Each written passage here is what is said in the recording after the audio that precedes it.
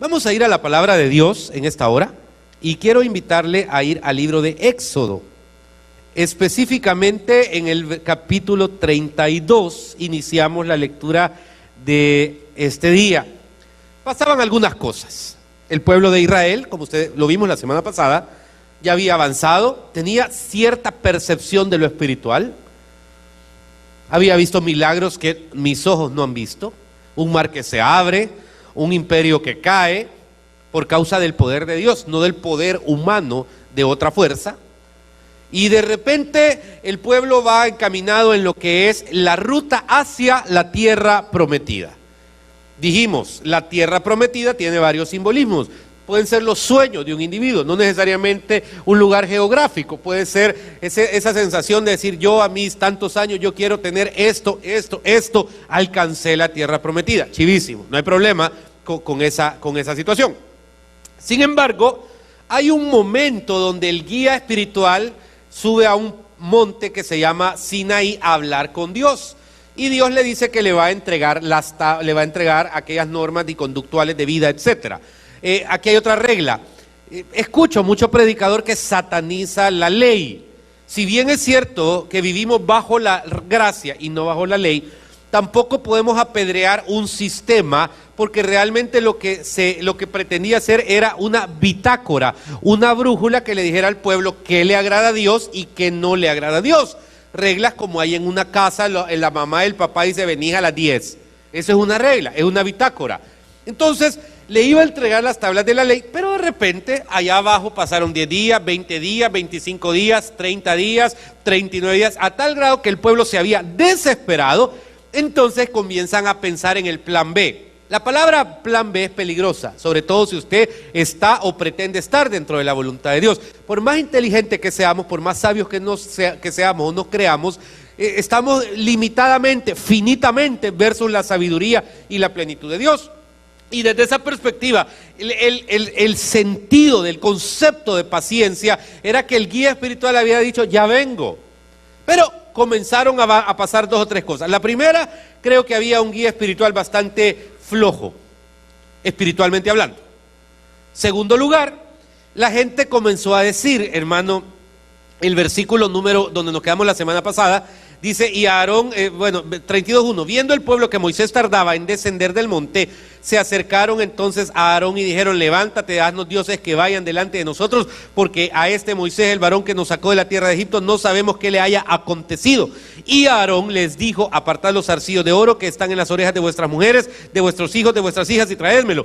Entonces todo el pueblo apartó los zarcillos de oro que tenían en sus orejas y los trajeron a Aarón, y él tomó de la mano de ellos y le dio forma con buril e hizo de ello un becerro de fundición. Entonces dijeron, Israel, estos son tus dioses que te sacaron de la tierra de Egipto. Y viendo esto, Aarón edificó un altar delante del becerro y pregonó a Aarón y dijo, mañana será fiesta para Jehová. Tres cosas brevemente que vimos la semana pasada. Una, es impresionante con qué facilidad la gente se desprende de sus cosas para las cosas del mundo. No lo entiendo. Para cualquier cosa que tenga que ver con Dios, con iglesia, con fe, hermano, es otra cosa. Pero para las cosas del mundo, usted lo ve, gente en una barra de cerveza, de licor, yo pago, yo atiendo, cualquier cosa de allá afuera es importante. El sentido de la generosidad sobre las cosas mundanas, humanas. Pero para las cosas de Dios no, traigan zarcillos, sáquenle, y le quitaron a todos, hijos, mujeres, etcétera, cualquier cosa para hacer la fundición. Número dos, hermano, qué fácil es darle gloria a quien no la tiene. Ahí dice el texto claramente, y ellos comenzaron a hacer, hermano, con todo esto, estos son tus dioses que te sacaron de la tierra de Egipto. Y se los decía antes, nunca, nunca, nunca, nunca se le olvide de dónde lo sacó Dios. Nunca traiga memoria. Usted hoy puede ser, como lo dijimos la semana pasada, una persona respetada, reconocida, pero recuerde de dónde viene, recuerde de dónde lo sacó Dios, y nunca le vaya a echar el reconocimiento a nadie más, porque uno tiene que saber de dónde el Señor lo ha movido, y que Él siempre quiere que vayamos de gloria en gloria, de su presencia en su presencia, de autoridad espiritual en autoridad espiritual. Pero qué lástima que vivimos de alguna manera reconociendo en gente que no lo merece, en circunstancias que no lo merece, en perspectiva de vida que no tiene nada que ver de dónde viene la misericordia de Dios. No puede ser que vivamos clamándole a Dios por cosas, pero cuando las obtengamos las celebremos con el diablo. No puede ser que vivamos desde la perspectiva espiritual, en el momento de enfermedad, en el momento de angustia, en el momento de necesidad, ofreciendo, declarando, haciendo, pero cuando llegamos a las cosas de Dios, hermano, cuando las cosas suceden, cuando los milagros se dan, cuando las respuestas vienen, lo que encontramos es simplemente una indiferencia, una frialdad, una negatividad a buscar de Dios y su presencia y ser agradecidos. Si algo nos molesta como individuos es la ingratitud de alguien, y en eso el 100% estamos de acuerdo. Si algo nos afecta es que alguien es ingrato. Diga en voz alta, ingrato. Ok. Y entonces, ¿por qué tenemos que ser nosotros ingratos con Dios? Y la tercera que quiero sustentar aquí está en el versículo número 5, ya para entrar en el mensaje. Y viendo esto, Aarón, dice, edificó un altar delante del becerro y pregonó a Aarón, dijo, mañana será fiesta para Jehová. ¿Cómo es eso? ¿Cómo es eso que vamos a hacer fiesta a Jehová con un becerro? Decía la semana pasada, ¿qué es mejor? ¿O qué es lo incorrecto y qué es lo correcto? ¿Espiritualizar lo mundano o mundanalizar lo espiritual? La respuesta que encontramos es que espiritualizar lo mundano no hay ningún problema, porque es como cuando va a inaugurar alguien un negocio e invita que al sacerdote, invita al pastor, ora, lo bendice. ¿Qué está haciendo? Espiritualizando lo humano, ¿me entiende? Vamos Dios me da una casa, la quiero bendecir ahí va uno. ¿Qué hace? Espiritualiza lo mundano. Pero el contrapunto de eso es la tragedia, cuando mundanalizamos lo espiritual, cuando realmente decimos que son las cosas para el Señor y no lo son. Y es de tener mucho cuidado, es de tener mucho tacto en algún momento sin caer en legalismos absurdos. Porque no puedo decir, es que mire, como alguien me dijo, mire con estas telas, mire pastor, pero ya vio que ahí hice un 6 y esa decoración no es de Dios. O sea, si hablamos de decoración, le decía, el tabernáculo, el templo de Salomón tenía unos detalles arquitectónicos gigantescos, pues habían arquitectos, etcétera. No transgreda, o sea, no caigamos en el ridículo. Tenemos que ubicar que lo que nos está diciendo la palabra es que hay cosas santas, sagradas. ¿Sabes qué es sagrado? Tu vida es sagrada. ¿Me está escuchando? Amén. Y tenés que santificarte y santificar lo tuyo. Hay cosas como el altar, es inconcebible. ¿Con cuántas mujeres que no son la tuya te acostaste esta semana? Con 9. Pues pasá al altar y cantá. Jamás hemos dicho esto en este lugar. Y siempre hemos visto que la paga del pecado es muerte y las consecuencias siempre existen. Y siempre hemos visto que hay cosas que son impresionantemente santas, como por ejemplo este altar. Ayer pudo haber habido gelengue aquí en el hotel, pachanga, fiesta, la fiesta golden, cualquier tontera de esas. Pero desde el momento en que se pisa este lugar, desde el momento en que se pone la primera cosa, desde el momento en que a las 4 de la mañana aparece alguien a montar algo, se comienza a santificar. Cuando usted viene a este lugar, usted lo está santificando, usted lo está purificando. Y hay cosas que hay que entender que no se tienen que transgredir. En eso cayó, en ese error cayó dramáticamente, hermano, esta persona. Vamos a hacer fiesta para Jehová. No, cuidado. No se confunda, lo negro es negro y lo blanco es blanco, con la diversidad de matices que puede haber, pero existe, Herbert, y es donde hay que tener muchísimo respeto y muchísimo cuidado. Bueno, entrando en el mensaje ya de hoy, vemos un punto donde están allá arriba. ¿Quiénes están? Está Dios y está Moisés. Y en esos diálogos donde le está dando la ley, el Señor le hace un análisis a Moisés sobre algunas situaciones, y quiero que vaya conmigo al 33, por favor, versículo número 14. No, espéreme, vamos al 32 si quiere primero. Pronto se han apartado del camino que yo les mandé, se han hecho un becerro de fundición, lo han adorado, ¿qué dice? Lo han ofrecido y han dicho, Israel, estos son tus dioses que te sacaron de la tierra de Egipto. Vaya, lección 1, en el momento en que yo estoy pecando, Dios lo sabe. Porque allá no hay internet, no hay WhatsApp para estarle contando. En el momento, y esto se llama conciencia de, porque el Señor le está contando a Moisés lo que está pasando allá abajo. Y es como inverosímil, porque este hombre ha pasado, hermano, dejando el pellejo, el alma, por causa de este pueblo.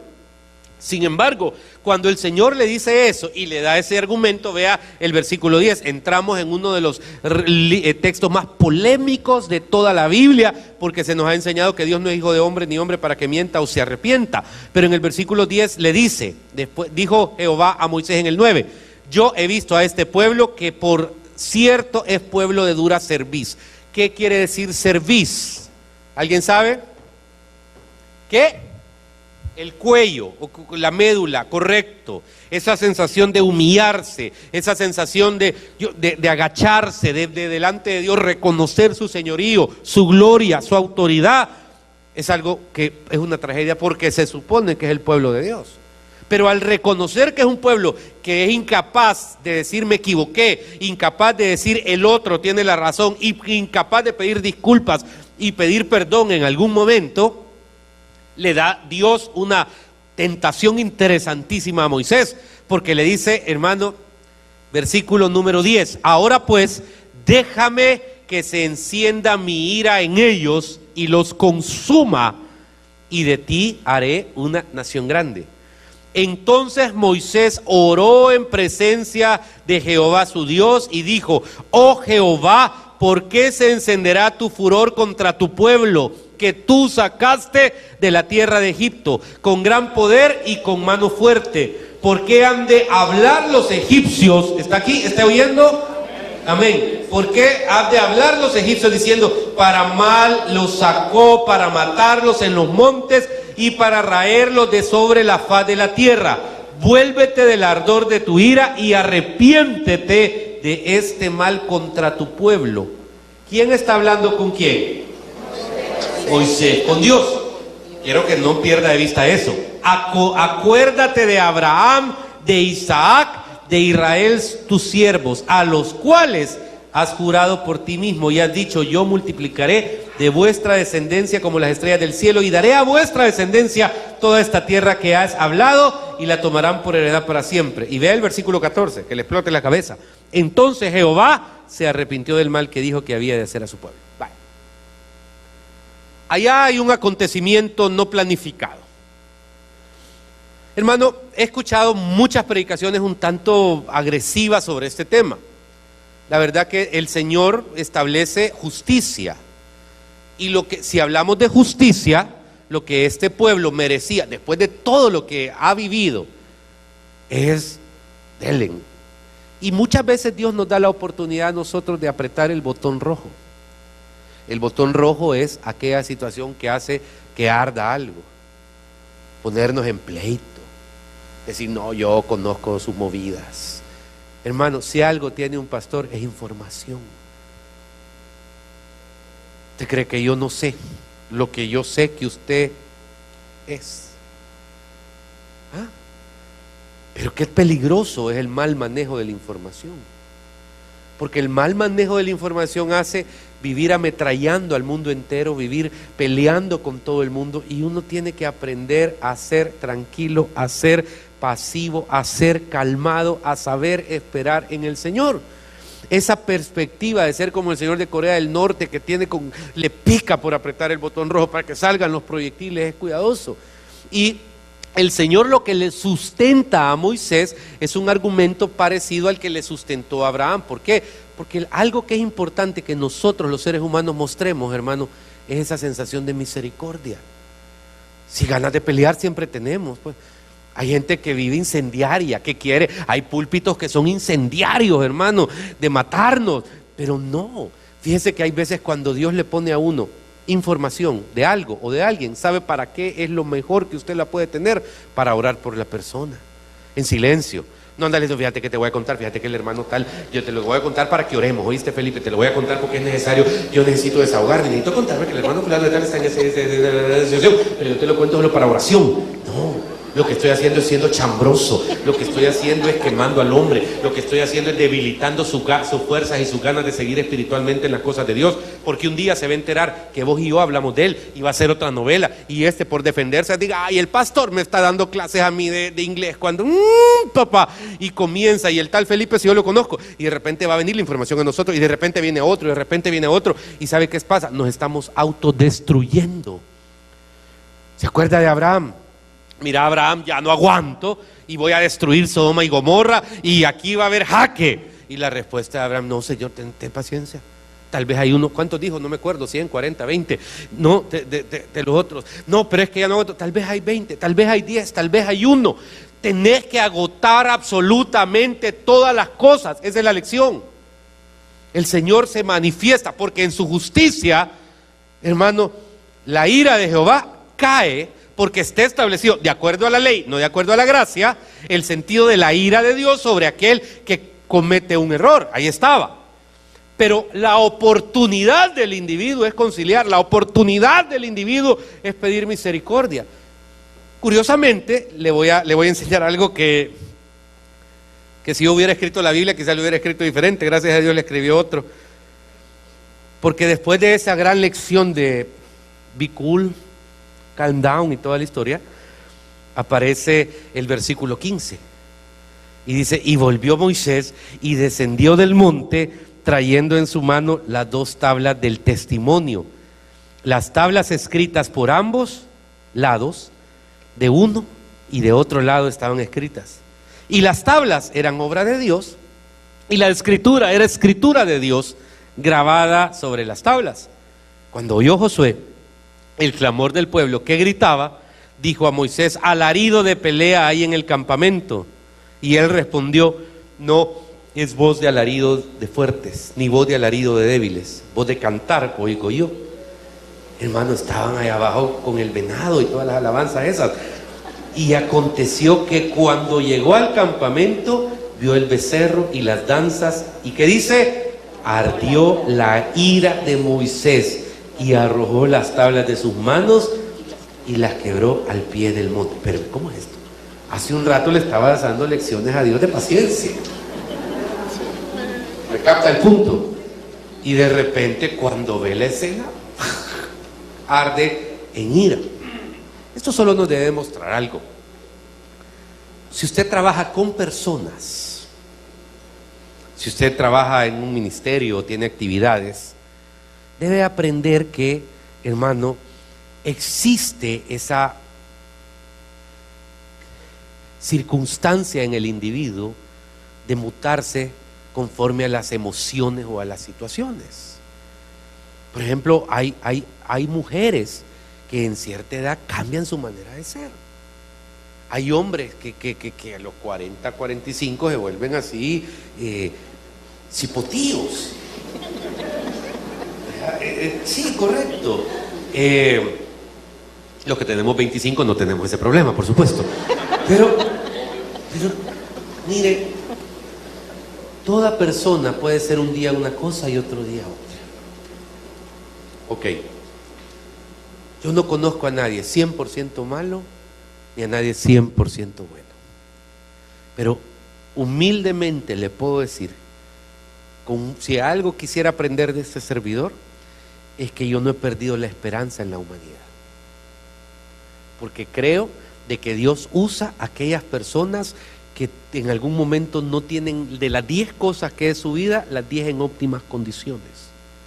He aprendido que probablemente este sea medio picarón con algo, pero este es el mismo es súper correcto en otra cosa. Y he aprendido que el que es súper correcto en la que el otro es medio pícaro es pero nefasto en otra. Ahora, pastor, ¿cómo entonces interpretar esto? Mantenga su nivel de descompresión lo más tranquilo posible. Uno tiene que tener ciertos escapes, válvulas de escape que le ayudan a mantener lo más equilibrado posible la perspectiva de lo que es uno fuera de la casa, en la calle, etcétera. Y tratar de que el nivel se mantenga en un punto donde uno sienta que está agradando a Dios, donde uno sienta que tiene una nota agradable. ¿Me entiende? No puede ser que en algo saque 98 en un examen y en otra cosa saque 3. No puede ser que esté en ese balance. Tengo que tener un punto. Y usted sabe en qué necesita ayuda y en qué no necesita ayuda. Busque ayuda. Tenga el carácter de decir, tengo este problema.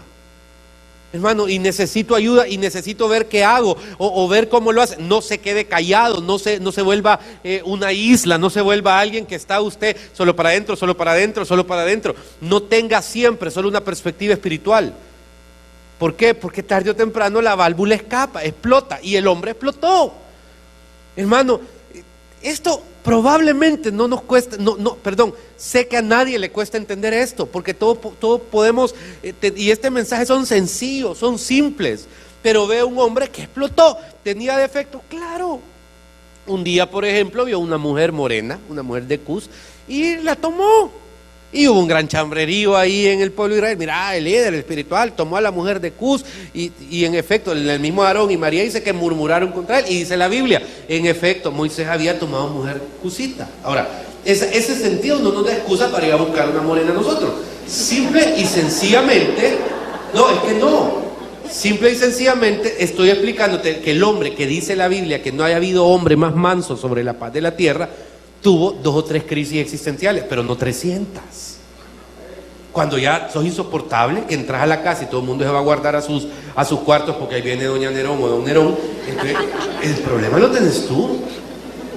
En 80 años, papá, defendiendo al pueblo de Israel, pulungún a un egipcio. Después, la mujer cusita. Después, quebró las tablas y lo último fue la piedra. Vea que el día que queremos agua, pues tráguense el agua, le dijo, quebró la piedra y ahóguense, le dijo, casi. 4 crisis existenciales en toda una vida, pero no puede ser 40 en un día. No puede ser que vivís permanentemente insoportabilizando tu ambiente. No te des el lujo. ¿Sabes qué pasa cuando hay alguien así? No tiene las válvulas de escape correctas. Y te la voy a decir cuál es la mayor válvula: la oración. Se nota que no oramos, perdón, hermano, se nota que no tenemos la capacidad de tomarnos el tiempo para decir: estoy tan ocupado, estoy tan estresada, estoy tan necesitado, estoy tan endeudado, estoy tan emocionalmente destruido que necesito más tiempo con Dios. Y esto deje de hacerlo una retórica. Puede ser o que esté haciendo mucho dinero o esté simplemente no trabajando, que tenga muchas ocupaciones o no tenga ninguna, que pase limándose las uñas todo el día o que pase pendiente de sus hijos o que pase pendiente del otro, no importa, porque el espacio para Dios no depende ni de la ausencia de tiempo ni de la abundancia de cosas, porque usted no le puede dar a Dios su tiempo marginal. No te puedes dar a Dios lo que sobra, no le puedes dar a Dios lo que le regalarías a otro. Tenés que darle a Dios la primicia, lo primero, lo más fuerte. Entonces, cuando haces eso, mantenés tus válvulas. Entonces, de repente, sí puedes quebrar las tablas, pues ni modo, ¿verdad? Una cólera, pero de alguna manera te siguen diciendo el hombre más manso sobre la paz de la tierra.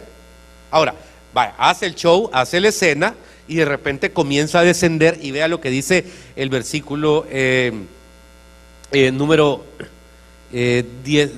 Espéreme. ¿En cuál nos quedamos? 19, ok. Bueno, las quebró, pero luego el 28 es interesante. Tomó el becerro que habían hecho y lo quemó en el fuego y lo molió hasta que reducirlo a polvo, que esparció sobre las aguas y lo dio a beber a los hijos de Israel.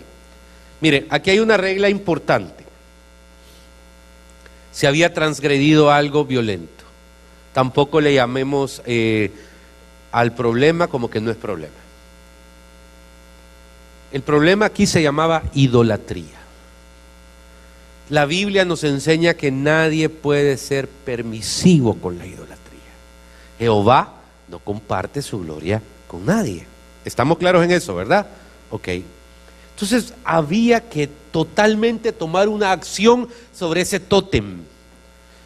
Creo que en algún momento en estas áreas es donde no hay que ser cool, en estas áreas donde no hay que ser así fresco, sino que vivimos como cristianos siendo idólatras de un montón de cosas. Y no te puedes dar ese lujo. Idólatras de ti mismo, idólatras de lo que crees, idólatras de figuras políticas, sociales, religiosas, culturales, históricas, idólatras de cualquier cosa. Y un cristiano tiene que aprender que debe aprender a admirar y respetar, Pero hay ciertas áreas en tu vida donde no deben ser compatibles absolutamente con nada. Si no, ¿sabes qué somos? Somos personas que pretendemos ser cristianas, pero en el fondo no lo somos. ¿Y sabe qué pasa? Y se lo digo sobre todo a los jóvenes: vas a revirar un rato, te vas a equivocar 12 veces y vas a venir 15 años después al mismo lugar de donde nunca te debiste haber ido a buscar lo que dejaste hace 15 años. Porque esto es lo valioso, esto es lo importante en la vida del individuo. Independientemente en las áreas donde pretendas destacar, tenés que saber que esto es lo importante. Y le digo a los jóvenes: ¿por qué ve tanta gente mayor aquí? ¿Sabe por qué? Porque la gente mayor tiene algo que se llama vivencias. La gente mayor tiene algo que es sumamente necesario que usted pueda aprender. Y lo primero son las cosas de Dios. Bueno, entonces, ¿qué hace? Lo elimina. No me juegue, por favor. Y aquí hablemos físicamente, hermano. ¿Existe de alguna manera un sentido de idolatría sobre situaciones? Sí. Trate de tener sus ambientes libres de eso hoy. En ese proceso es donde uno tiene que tener muchísimo cuidado y muchísima prudencia, porque uno no puede jugar espiritualmente con cosas que tienen situaciones. Un cristiano debe mantenerse lejos de la idolatría.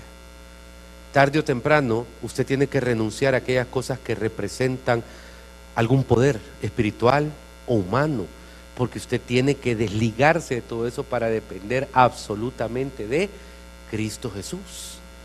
Entonces Moisés lo tiene que hacer. ¿Qué hace, Ivo? Funde. Y fíjese que es curioso, porque voy a hablar en bien del pueblo.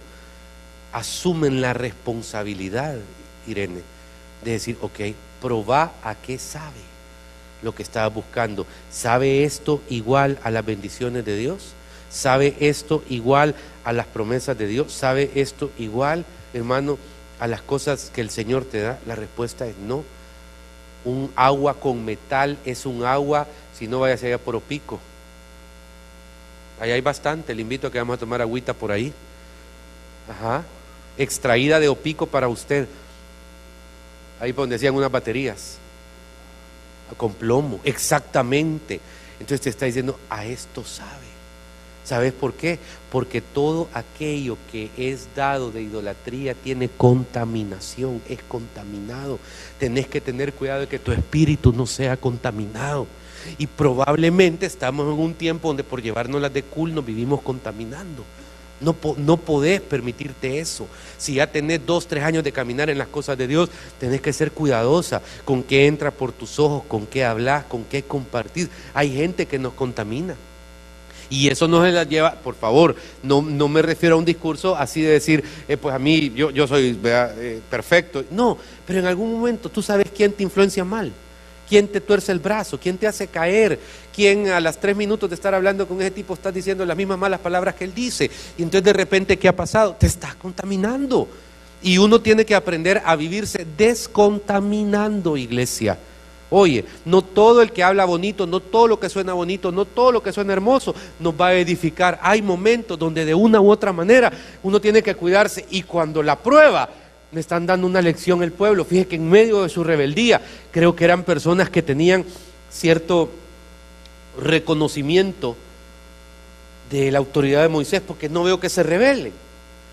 Seamos honestos, quiero hacerle un examen. ¿Soy su pastor o nos damos garabatos los dos? ¿Soy su pastor o no? Espérame, no quiero hablar en este momento. Voy a explicar por qué. Porque si yo le digo algo que probablemente no le guste, yo sé que todos los pastores somos falibles. Me considero el más falible de todos, ¿vale?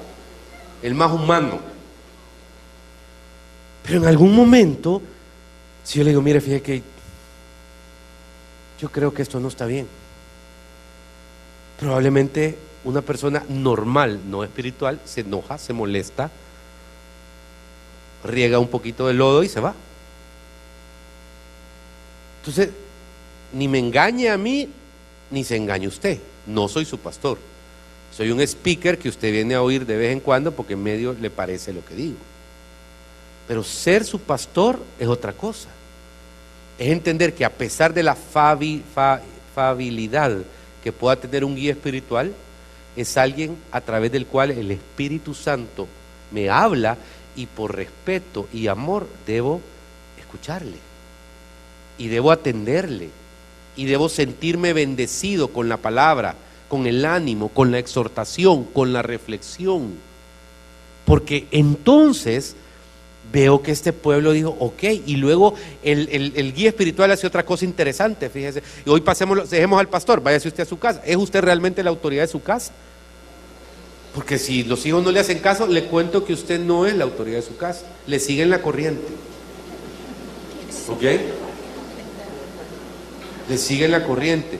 Claro, no estoy hablando de dictadura, vea, porque hay iglesias donde probablemente el pastor es un dictador que ahora, y karateca. No, o sea, tenemos criterio, pues estamos hablando de una manera, gente correcta, adulta, pensante, pero igual en su casa, el grito jamás hace que la gente atienda, pero el respeto sí. A mí me desilusiona tanto la gente que no tiene 10 kilómetros de distancia entre el hígado y la boca, porque digo, no han aprendido, no han pedido sabiduría antes de hablar, no han reconocido la autoridad del Señor sobre una cosa, ametrallan porque hay que ametrallar, y no es correcto. El Espíritu Santo obra de manera diferente. Entonces el hermano Moisés les dijo, vaya, vamos a fundir esto porque no podemos permitir que esa cosa esté aquí.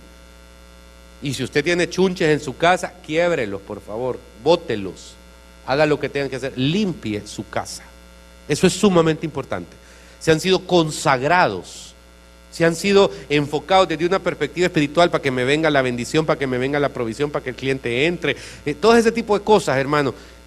Por favor, renuncie a eso. Rompa ataduras y maldiciones generacionales sobre su vida. Y luego plantee lo siguiente, porque entonces hay una consecuencia. Les dice Moisés, vaya, miren tenemos que hacer algo. Yo estaba hace un rato diciéndole a Dios que tuviera misericordia, pero tenemos que santificarnos. De acuerdo a la ley, la idolatría evocaba muerte y llama a los hijos de Leví, les dice, miren, señores, todos ustedes tienen una responsabilidad bien grande. ¿Cuál es? Vamos a santificar el pueblo, y no importa que sea su padre, su hermano, su hijo, quien fuera, pero hay que pagar un precio. Hermano, gracias al Señor en este tiempo no es así, pero se levantan los hijos de Leví y ese día mueren en el campamento de Israel 3,000 personas. ¿Usted cree que no había luto? Claro que sí. ¿Usted cree que no había dolor? Claro que lo había. Pero no podemos evadir que si pecamos tenemos responsabilidades que pagar precios. Ese es el gran debate. Y por eso creo que el cristiano, hermano, vive atando y no ata nada, vive desatando y no desata nada, vive decretando y no sucede nada en el mundo espiritual, porque aunque podemos controlar el mundo espiritual, no lo controlamos porque tenemos pólvora mojada.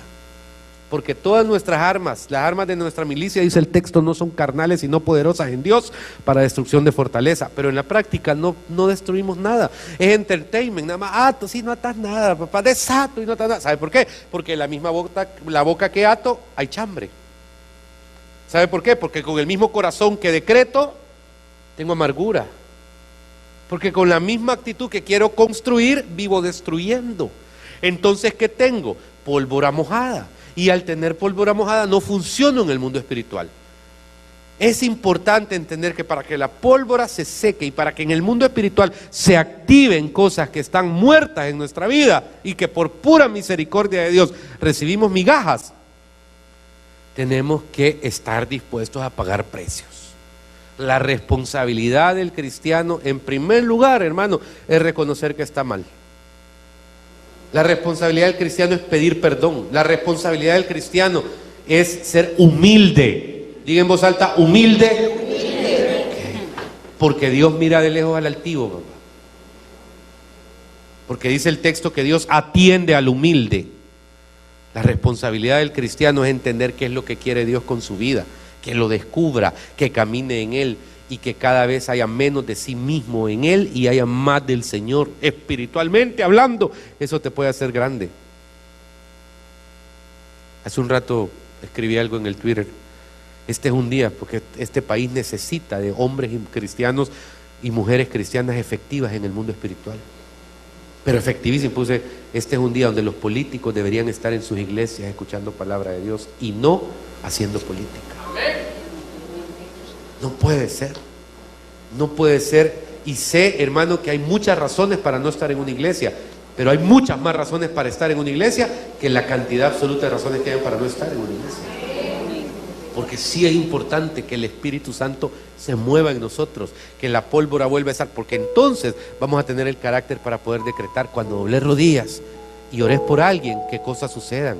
Cuando de tu boca salga una palabra de bendición, que realmente sea de bendición, que vuelva a tener gozo tu vida, alegría tu vida en todas las cosas, hermano, que anhelas, porque dice la Biblia: amado, deseo que seas prosperado en todas las cosas, así como prospera tu alma.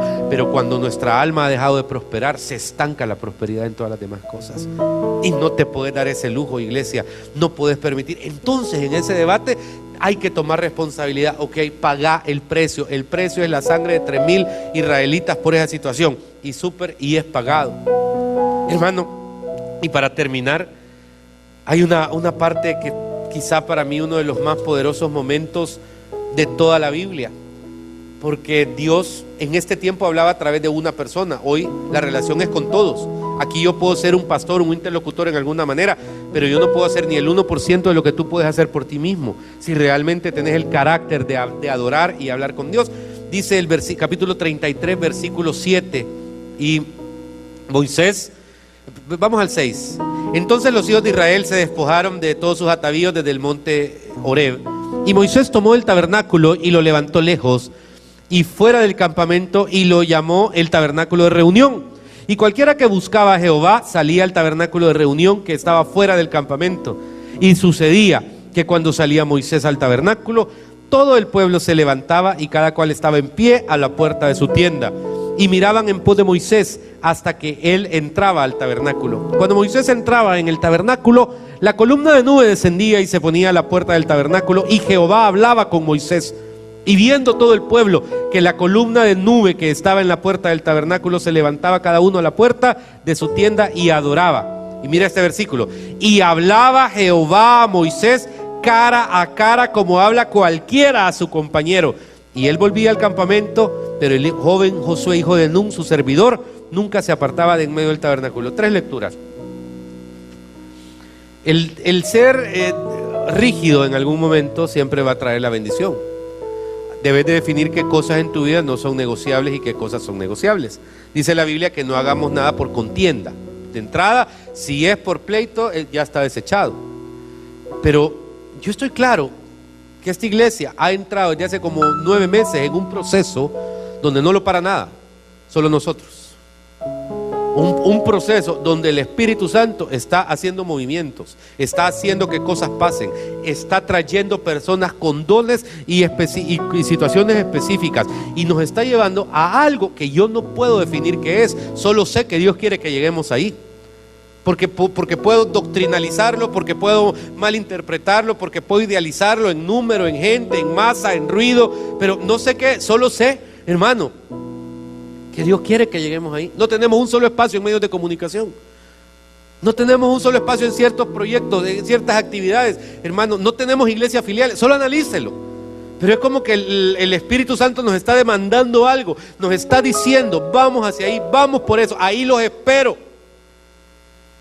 Y nos ha hablado por meses de pagar precios, nos ha hablado por meses de creerle, nos ha hablado por meses de perseverar. Y aquí dejas de ser un espectador, y te vuelves un protagonista. Y esto es lo que anhelaríamos todos.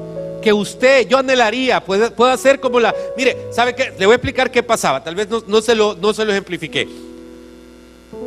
Se sacó el tabernáculo, donde estaba el lugar de comunión entre Dios y el hombre, y el único que en ese momento iba era Moisés. Pero el pueblo podía estar haciendo lo que fuera, una señora limándose las uñas, haciendo el francés, la otra dándole pecho al niño, la otra haciendo. Pero cuando Moisés caminaba, todo el mundo detenía lo que estaba haciendo. Y al detener lo que estaba haciendo, era una manera de demostrar respeto. Esto es importante porque esta es una tipología de la sociedad y la iglesia. La sociedad debe pararse y detenerse y observar lo que la iglesia está haciendo. Y la iglesia debe conducirse ¿a dónde? Al lugar donde habla con su Señor. Así debería ser. Momento, la esperanza técnicamente para ellos son usted. Si hay un temblor, si hay un terremoto, a quienes van a ir a buscar sus vecinos es a usted, porque saben que usted va a alguna iglesia.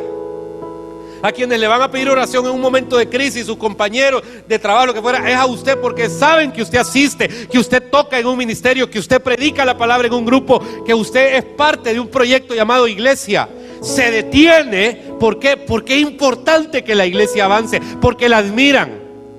No podemos caer en el punto donde sea irrelevante que vengamos a las cosas de Dios y que la gente siga haciéndose el francés y siga lavándose el pelo y siga restregando pachas.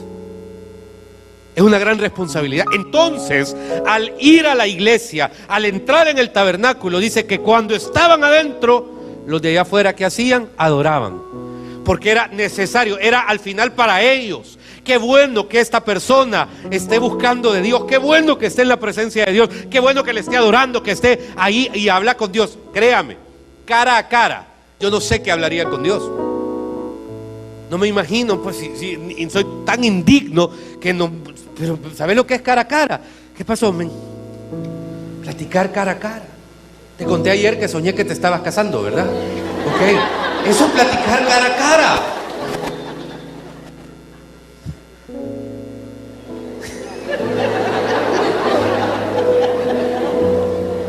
Es poderoso. Donde se distensa el protocolo, eso es cara a cara. Hay camaradería. Yo respeto, yo cometo el error de vocear a alguna gente que me tratan de usted. Pero es un error, yo lo sé. Pero es como respeto al pastor. Aunque el pastor me trate de vos, para mí es importante tratarle de usted porque significa que lo respeto. Ajá. Y es importante, pero de repente aquí se distensó y se habla de tú a tú, hermano, y el pueblo allá afuera. Cuando ese hombre salía y dice, ya termino, yo sé que estamos overtime ahorita, pero la nube descendía. Ese es el anhelo. Debería haber una nube sobre cada lugar donde el domingo se predica la palabra, que tiene que transmitirse hacia la sociedad. Y créame, esta es una responsabilidad de todos, y creo que todos tendríamos que reconocer que hemos fallado, que tenemos que volver a Jehová, tenemos que volver a replantearnos nuestra interpretación de la vida cristiana y volver a hacer punta de lanza. En el nombre de Jesús, yo quiero invitarle que cierre sus ojos. Quiero invitarle por un minuto que sin movernos, sin levantarnos, podamos hacernos dos preguntas necesarias. La primera gran pregunta que yo quiero que usted se haga es: ¿y yo, Señor, qué ídolos tengo? Esa es una respuesta que quiero que usted, ahí el Señor se la ponga. ¿Cuáles son tus ídolos?